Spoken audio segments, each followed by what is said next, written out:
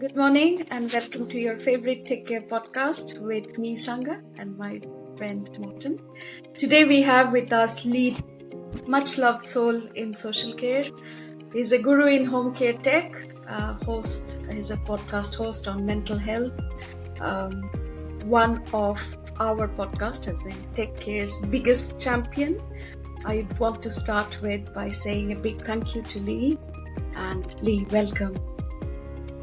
Oh, amazing to be here. Really big fan. So yeah, really delighted to be joining you guys just to talk about social care tech, well-being, and probably a whole host of other things that we'll pick up during the session. But absolutely delighted to be here. We're so happy to hear that, Lee. You're someone that I also got to know a few years back when you were working in a tech role as well. And maybe we should start by just hearing a bit about Lee Trueman. Who is this guy that everybody likes in the care sector? Yeah, no, first of all, thank you for that. Always nice to be liked.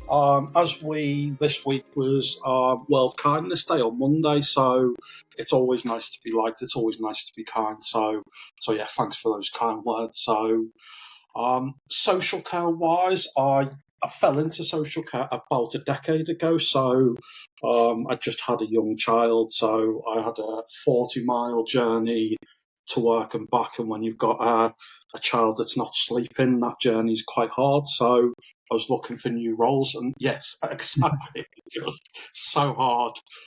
So I ended up a care planner almost by accident, and it was almost 2014.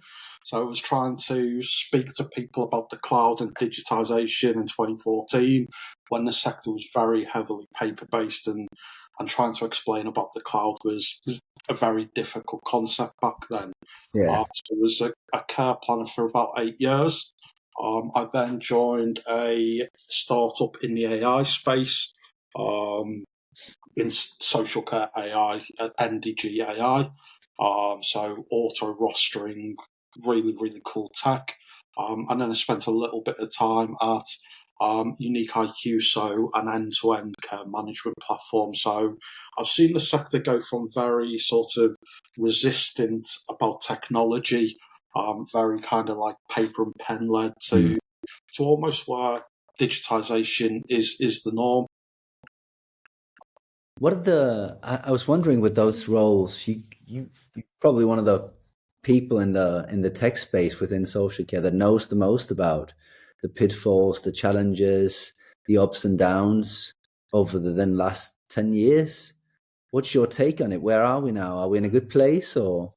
I think we're in a good place. I think we've made huge strides. I mean, COVID was a horrible time for everyone.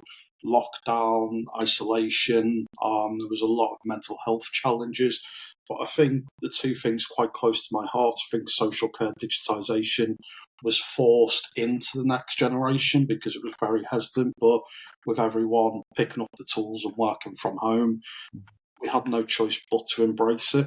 And I think the second part that I'm really kind of come out of COVID, which ended up being a good thing, is that conversation about mental health. And I think we forced it. So although COVID was a horrible time, it just forced a few things to come to the forefront. And yeah, they say necessity is the mother of invention. Is that the correct saying? I think it's something like that. So yeah, and I think we're in a much better place. I think we still there's still work to be done, there's still strides to be made, but people are aware of the tech, people are aware of cloud, people are aware of sort of the advantages of having a digital platform, and whether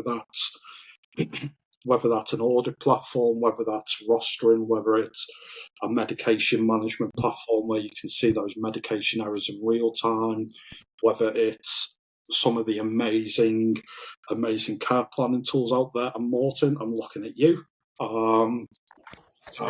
Thank you. I think we are in a really good place with technology, but there's still a lot of work to do. And it's really nice that sort of the government's been backing it and kind of pushing it a little bit, because there's so much advantages of having a digital platform. So I'm not across one to your disagree with that, of course.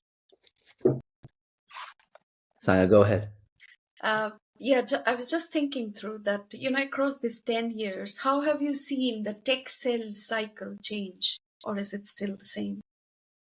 It's changed massively. I think the first thing that's changed massively is the amount of providers out there. So when I first come into the market, it was Care Planner, obviously. There was People Planner, the Access Group. There was Staff Planners, was known back then. And I think there might have been people like Ulysses, but it was a very kind of limited market. So it was almost and Care Planner for my money is still one of the best rostering systems out there. So if you had someone who wanted the technology and you had it, because it was a quite sparse marketplace, shall we say, it was a lot easier to get those contracts signed, where now you've got people like Careline Live, amazing platform. You've got some of the new ones coming up as well. So people like Careberry, Carebeans.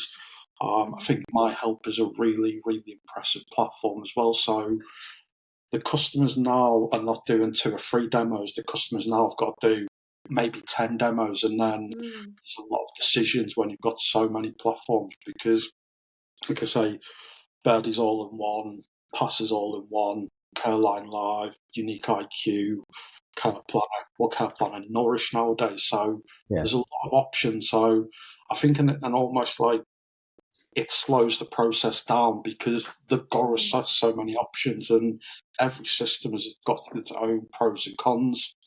But I think also with the advent of things like DocuSign or PandaDocs or whatever your digital signature platform of choice is, that speeds it up a little bit as well. So I think the landscape has changed quite significantly. I just have a question, Yeah. really, because I was looking a bit at the DSCR and the DSCR requirements for all these companies that you're mentioning. And obviously the first rounds of requirements they weren't easy. They were somewhat heavy. And the second rounds of requirements for care planning systems, obviously, perhaps even worse in terms of at least the technical side of it. But then I was thinking in a whole other perspective, Sangha, Lee, what do you think it does to a sector when the suppliers that are all SMEs need to be very compliance and requirements focused to live up to these standards, let's call them that? What do you think it does to the innovation height of the products then? See, I have again, this is my lens. I think regulations are good. You have to have that to give that basic comfort to buyers, the care home providers, the care providers. That yes, they're not playing in the blind. There is basic guarantee that with this whole data privacy, the whole angle of cyber threats becoming more common and common, there is some basic safety in place, which is great. But on the other side, it has it brings in more bureaucracy as well. It curtails innovation, and we are a new startup in the tech landscape, and even though we work in the whole compliance and audits and inspection realm, and that's a market that has not even been opened for vetting by the government. You think, how do you prove yourself that you have all your safety in place? And for our case, thankfully we are a partner to Microsoft, and we have heavily bank on their security and their capabilities. So somewhere we know that protection exists, but if some provider turns back and says that, how do you compare with the care planning software with regards to the checks and trials that they have gone through? We do not have too strong an answer there. We just have to say that we have ensured that everything is in place, and if the sector opens up for vetting us, we would be good to go. It's an interesting question, a really, really interesting question, because obviously innovation is key, but it's innovation at a kind of what point? So with the assured supplier list, we obviously in the past we've seen things like RFIs or requests for information. and the RFPs and big tender documents. And for suppliers, they can be a headache. Like you say, most of these suppliers are SMEs. They're very small teams. So it's taken someone away. What we might see with the assured supply list having a set of standards instead of each individual providers sitting there in a very laborious task of writing down exactly what they need, because the standards are so well established, it might actually influence that cycle to be a little bit more efficient. I think the other side of it is innovation is great, but who are we innovating for? Because we've got the standards that the sort of social care companies feed into. That's the innovation that we need, as opposed to myself. I'm not saying I could ever design anything. I'm not techie. I'm a people person. I love people. But for someone to sit there in an echo chamber and think this is really innovative, for me as an owner of a tech company or a developer, but is it innovative to the car companies? And that's what we need to be. We need to be innovative for the car companies and not for ourselves going, oh, this is great. Look at all the transitions and the smooth and it zooms in. Whereas the car provider might be, I don't need that. That's pointless to me. So it's innovation for the sake of good, not innovation just to innovate, because sometimes we can get just too busy in our own echo chamber. And that's why Unique IQ always co-authored features with car companies to make sure they were innovating for the right reason. I'm sure the same is true for Birdie Pass, Caroline Live, and the rest of the providers out there as well. So yeah, that's a really interesting question about innovation. Now, I was just a bit afraid. It's just a thought that I had when talking to the CEO of our company. We were talking about these, besides perhaps access, even though PCS have grown and are big and Norwich the same, it's actually still SMEs, and you're then asking or mandating 20 small companies to do the same requirements instead of saying, well, there are these 7 or 5 or 8 or I don't know how many, but and then ask the rest of them to do something that's fantastic in another vertical. And of course you can't put it up like that. It's just funny that right now across all over the UK, companies are working on exactly the same just to stay compliant. And Lee, just another question then. Over these 10 years, what's the feature or the tech or there's got to be something that you've not been able to, just along the lines of my previous question, that you've not been able to deliver. There's got to be something where people have said, that would have been so cool. And then you've had to say, well, we can't, or you've gone back to the product team and they've said no. Or... Yeah, I mean, there's a lot of features, and I'd like to kind of like push back to NDG AI, so the AI rostering part of it. Amazing technology, and it goes back to what we actually do, which is change management. So a lot of companies that use rostering systems and other systems have things like there's mechanics like availability, mechanics like qualifications, requirements, stuff like that, because we want to make sure that the right carer goes to the right visit. And some of these tools are great, but they rely on the care companies doing a lot of work to make sure their data is perfect, because we all know care coordinators are so vital in care companies. There's a lot of information in the head, but we need to make sure to move to the next generation. That information is translated from the head, because if Mary passed a care MVQ level 3 last week, the care coordinator might not have had time to update the system. So the AI doesn't know that Mary's now qualified and won't send her.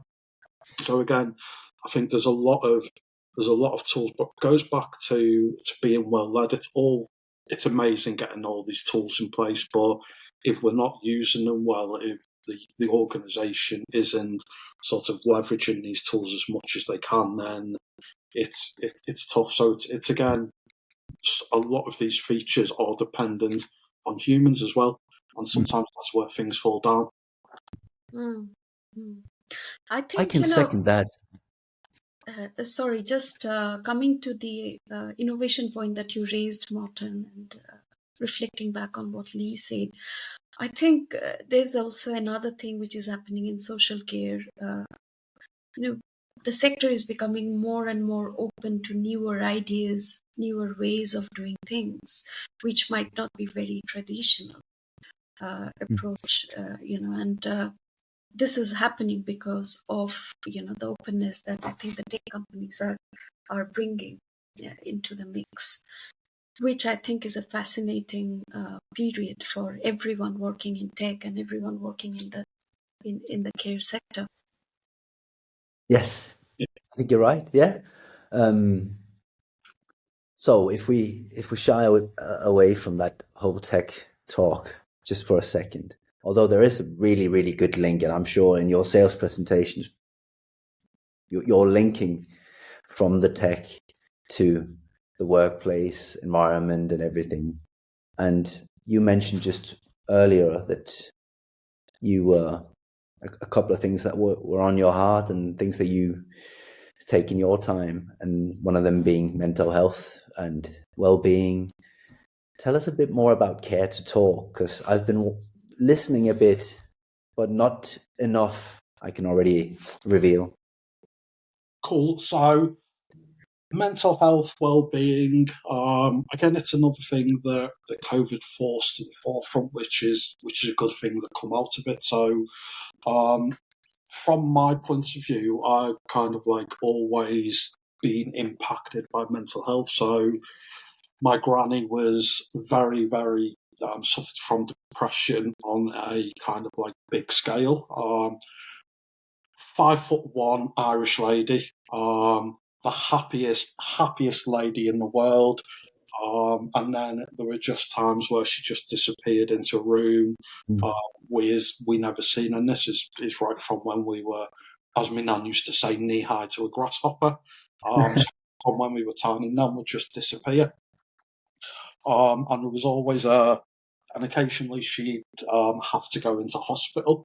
And we as kids were just told that she's in hospital. And I remember when she broke her leg once, and we all went to visit her in hospital and signed a cast, and it was a happy time. So we were told, Nan's gone to hospital. We're like, oh, can we see her? No, you can't go and see her, because she had severe depression, and it wasn't very nice for us kids. So, but that was always kind of like hidden from us. It was always a sort of dirty family secret. I myself have suffered from imposter syndrome. I've sort of gone down the path of burnout once before, so it's something that's quite close to my heart. And I think we're in a very kind of like a precipice with mental health, neurodiversity, stuff like that, where I think there's a lot of people, because the conversation's out there now more than ever, people are talking about mental health more than ever. I think there's a real danger that we're like, right, we've cracked it now, let's move on to the next topic. When there's so much about mental health we still don't understand, the system is still broken. It's still, if you break your leg, you go into hospital, you're seen like that straight away. If you go in there with a broken head, so to speak, so if you go in there with depression, bipolar, anxiety, anything like that, it takes a long time to get some help.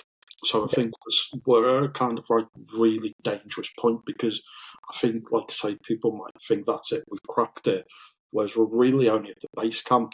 I think neurodiversity especially, there's so much about that we just don't understand still, so we still need to keep that. So that was a long way of saying really big advocate of breaking the stigma of mental health, forcing that conversation.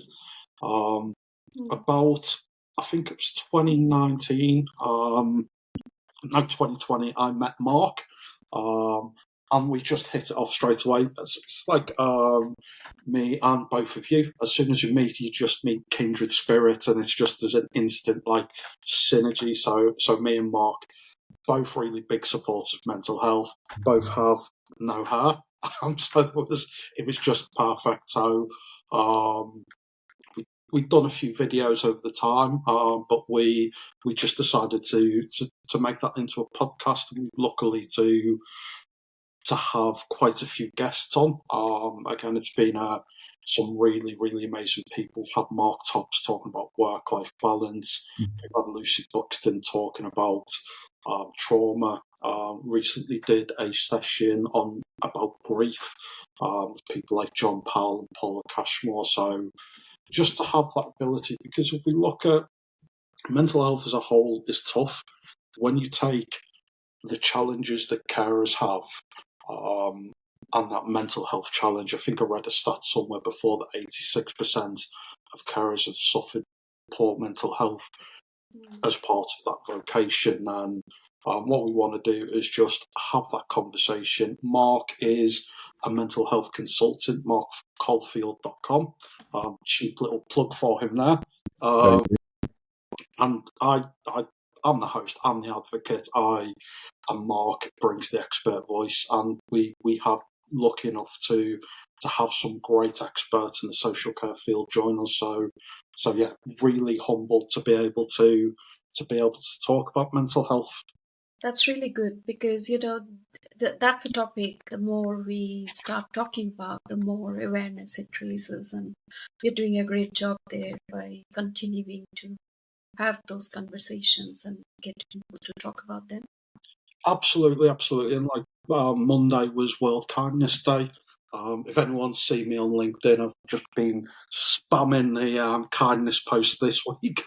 So apologies, I'm filling up your timeline with relentless positivity. But I think World Kindness Day, really important to talk. Be kind to everyone else. We need to be kind to everyone, because no one knows what other people are going through.